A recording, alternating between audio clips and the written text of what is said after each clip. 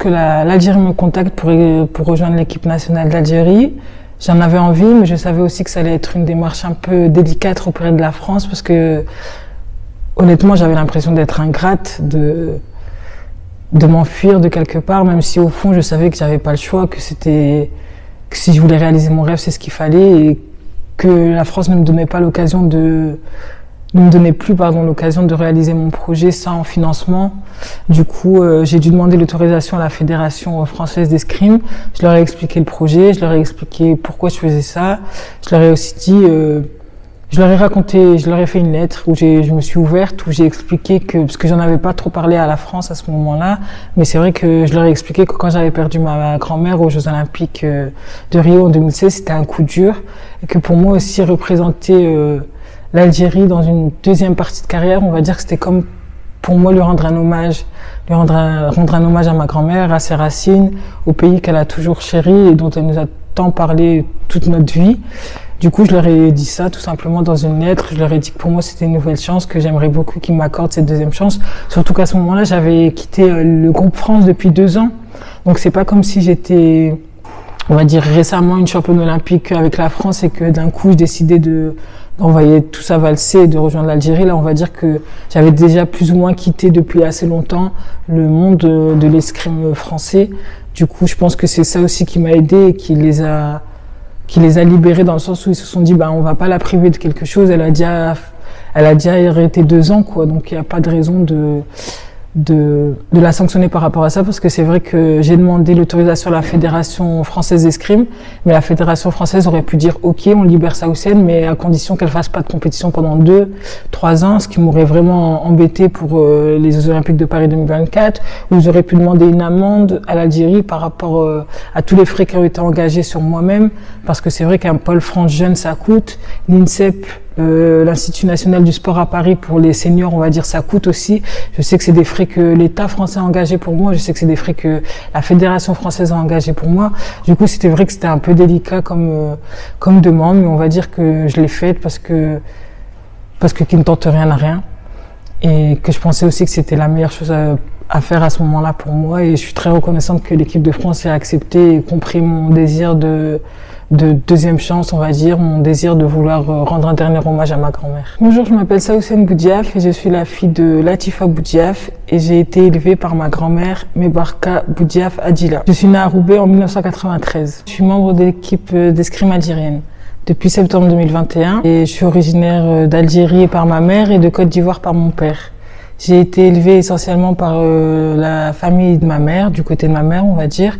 Et du coup, je me considère algérienne et française. Ma grand-mère, c'est des histoires de famille qu'on raconte souvent, parce qu'on se pose souvent la question, pourquoi Roubaix, pourquoi pas ailleurs dans la France. Ma grand-mère, Mebarka Adila, elle est née, elle a grandi à Msila.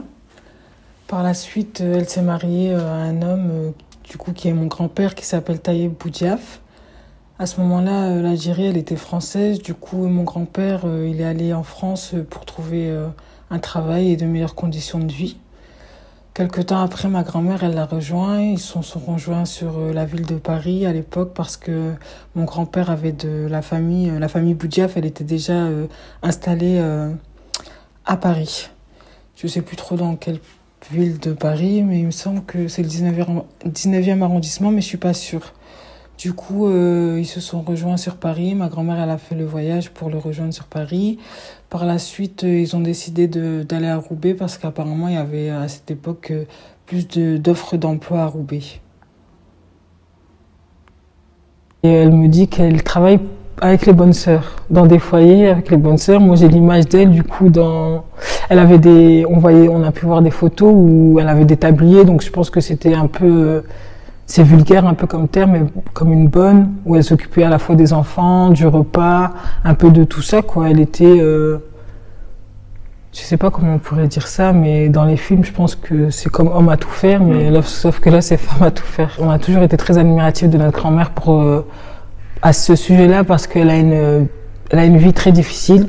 On n'en connaît pas les détails parce que en Algérie, à ce moment-là, à son époque, quand elle naît, elle nous raconte que administrativement c'est très compliqué. Elle naît dans un foyer. Pour elle, ses souvenirs qu'elle a, c'est qu'elle naît dans un foyer, elle évolue dans un foyer. Du coup, on n'a pas On connaît pas ses parents, on sait pas vraiment d'où elle vient. Elle est née dans un foyer algérien, donc pour elle, elle est algérienne, mais elle avait la peau très foncée. Donc pour nous, c'est ce qu'elle est, une Algérienne du sud de l'Algérie. Je pratique l'escrime depuis que j'ai 11 ans. J'ai commencé à l'école Michelet, rue du Coq. Elle était rue du Coq français à Roubaix. J'ai commencé en CM2, c'était un sport qu'on pratiquait trimestriellement. Et j'ai pas tout de suite accroché, mais l'entraîneur, je lui ai plu et du coup, il a forcé auprès de ma famille pour que j'intègre le club d'escrime de Roubaix. Et du coup, c'est ce que j'ai fait par la suite. Mon parcours, il a commencé par des compétitions régionales, même des compétitions de club. Au début, j'ai commencé à faire des petites compètes de club. Ensuite, j'ai rejoint le groupe régional pour pratiquer à plus grande échelle, parce que pour moi, c'était déjà une plus grande échelle, le niveau régional, ensuite le niveau national. Et là, j'ai été repérée par l'ancien entraîneur de l'équipe de France junior, Franck Berthier, qui m'a proposé d'intégrer le pôle jeune à Orléans. Ma famille a accepté, c'était beaucoup de discussions parce que une jeune fille de 15 ans qui quitte Roubaix pour aller s'installer toute seule en sport-études, c'était pas commun, on va dire, dans ma famille, mais on a vu que ça me plaisait beaucoup, que c'était pour moi aussi une chance de découvrir à mon échelle la vie autrement, quoi. Du coup, on a accepté. Et je me suis rendue au Pôle France d'Orléans. J'ai continué ma carrière. J'ai été championne d'Europe junior, ce qui m'a permis d'intégrer les portes de l'INSEP en senior. Enfin, en junior, déjà, j'ai intégré, en 3e année de junior, j'ai intégré l'équipe de France. Et c'était quelque chose de fou parce que initialement, quand j'ai commencé l'escrime, je savais même pas qu'on faisait des compètes à travers le monde. Je pensais vraiment que ça allait s'arrêter dans ma petite ville de Roubaix. Et finalement, au fur et à mesure, j'ai découvert l'escrime, le sport, ce que les gens pouvaient faire à travers le sport, c'est-à-dire les voyages, rencontrer d'autres cultures. Donc ça, c'est vraiment quelque chose qui m'a éduquée, si je puis dire. Et j'en suis très reconnaissante d'ailleurs. Et mon parcours s'est suivi ensuite assez facilement, on va dire. J'ai pas eu trop d'embûches puisque en 2016, je participais à mes premiers Jeux Olympiques.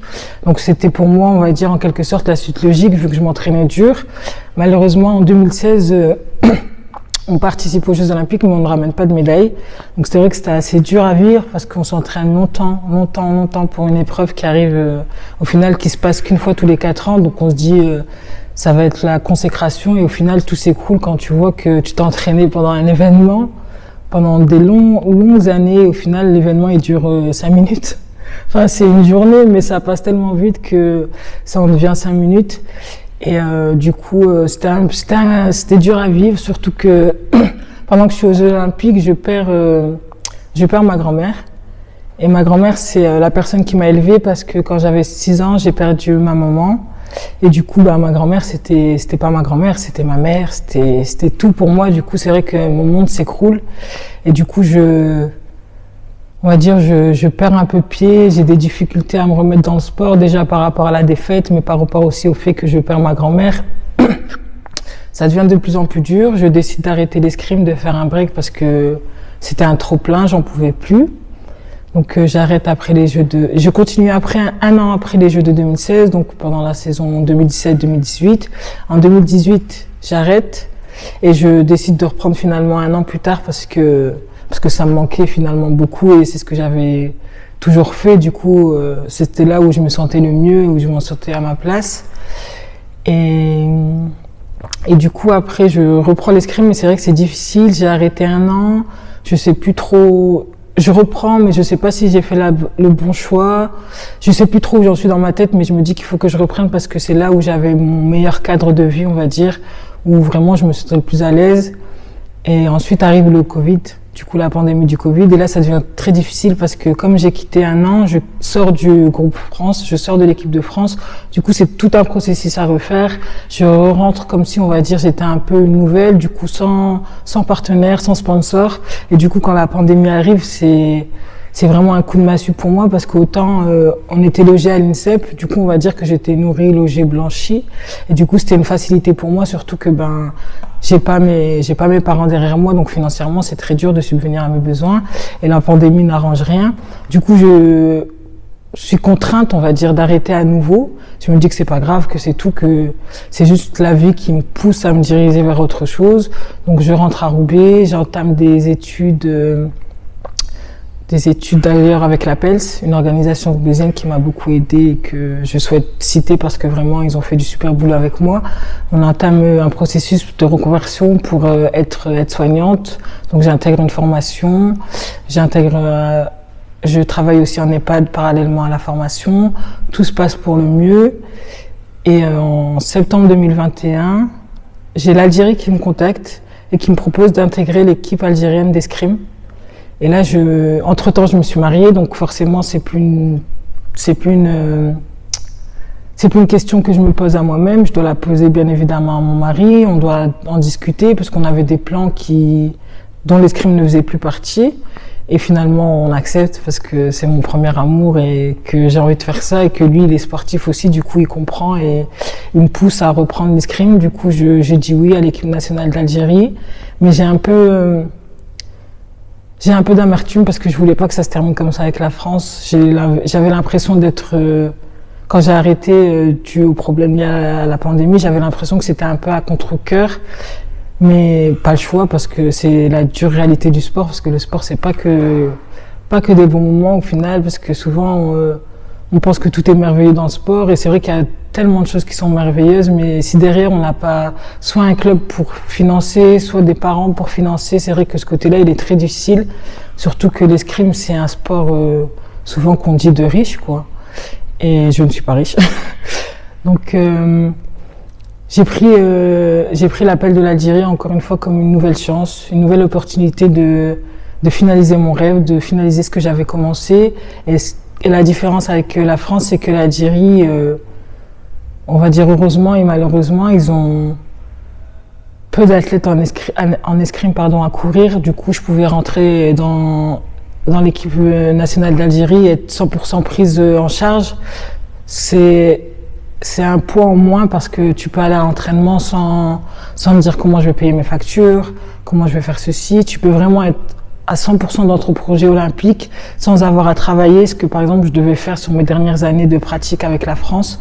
Là, je suis complètement libre et focus sur mon projet olympique. Je m'entraîne de 8h40 à 15h par jour.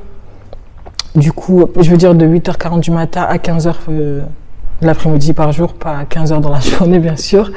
Mais du coup, ouais, pour avoir un emploi à côté, c'est impossible. Enfin, c'est vraiment impossible, même si tu te permets de le faire, parce qu'il y en a qui malheureusement n'ont pas d'autre choix que de le faire.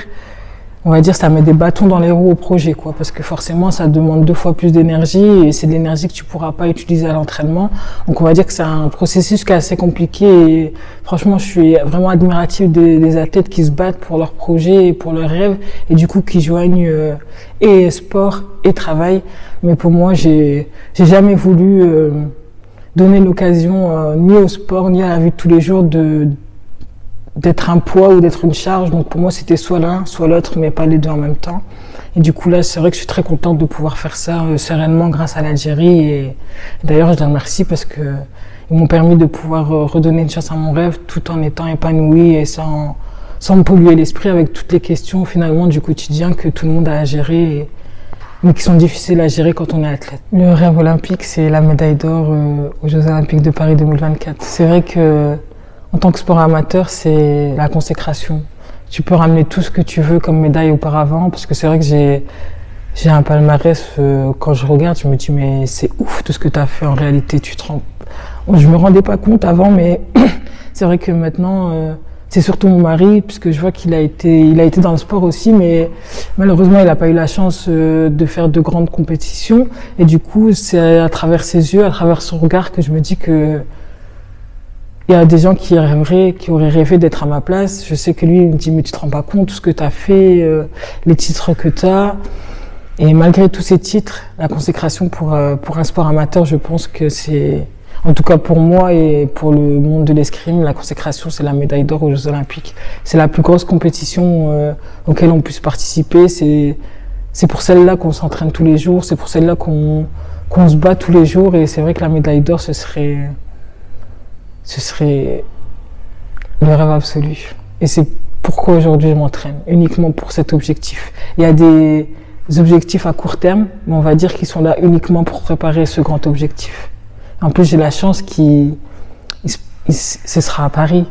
Donc on va dire que c'est un mélange de de mes deux origines, de mes deux pays de cœur, le fait que je sois dans l'équipe d'Algérie, mais que ça va se passer à Paris, donc ce serait un peu comme si j'étais à domicile. Et c'est ouf parce que je vais représenter l'Algérie, mais à domicile. Je sais pas comment expliquer, mais pour moi, c'est vraiment incroyable. Donc si j'ai vraiment la chance d'y participer, je sais que ce sera l'un des plus beaux jours de ma vie. L'Algérie et la France, au final, c'est deux pays qui sont liés depuis tellement d'années, depuis tellement longtemps, et je pense que c'est pour ça que c'est bien de connaître l'histoire de ces deux pays, mais l'histoire commune, on va dire, qui est entre ces deux pays, parce qu'au final, il y a beaucoup de Français en Algérie, il y a beaucoup d'Algériens en France, et comprendre pourquoi il y en a qui sont là-bas, pourquoi il y en a qui sont ici. Et je sais que pour nous, c'est un cheminement qu'on a toujours, enfin en tout cas dans ma famille, c'est une question qu'on s'est beaucoup posée. Pourquoi en France? Pourquoi on n'est pas resté en Algérie? Mais au final, l'Algérie, elle a été française. Mais pour moi, qui suis au final née en France, mais algérienne, j'ai plutôt envie de voir ça comme un partenariat.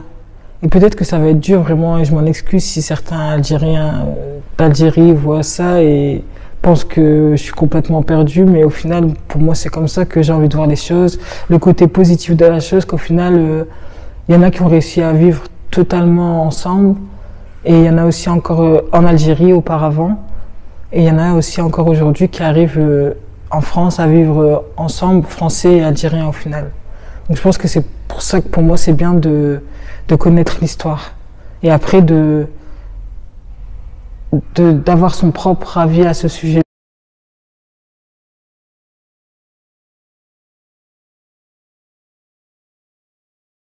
Partagez, commentez, abonnez-vous, car enseigner, c'est répéter.